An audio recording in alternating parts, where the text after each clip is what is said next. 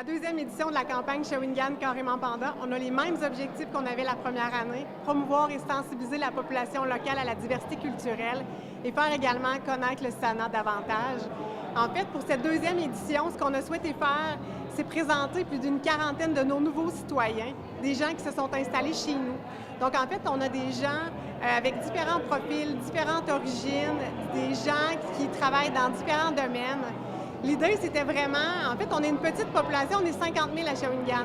Et en fait, on a la possibilité de présenter ces gens-là et de faire en sorte que si on les croise dans la rue et qu'on a vu l'exposition de photos, ça va nous permettre de les rencontrer, de discuter avec eux.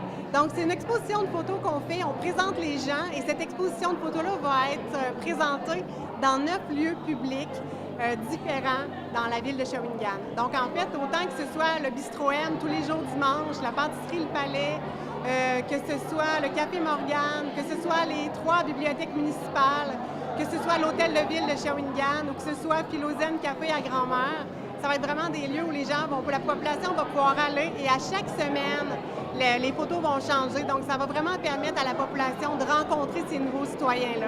Parce que vous savez, juste cette année, en fait, moi, le SANA, j'ai accueilli plus d'une centaine de personnes immigrantes de plus de 26 pays différents.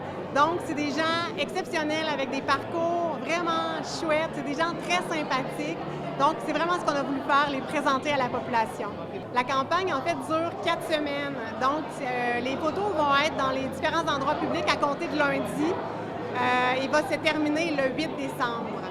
Et en fait, aussi, ce qui va être vraiment agréable cette année, c'est qu'on a repris aussi le même concept de l'autobus qui va se promener dans la ville. Mais ce qui va être différent cette année, c'est que cet autobus-là va être recouvert de la quarantaine de personnes que l'on présente à l'exposition de photos. Donc, on a vraiment placardé l'autobus avec les photos.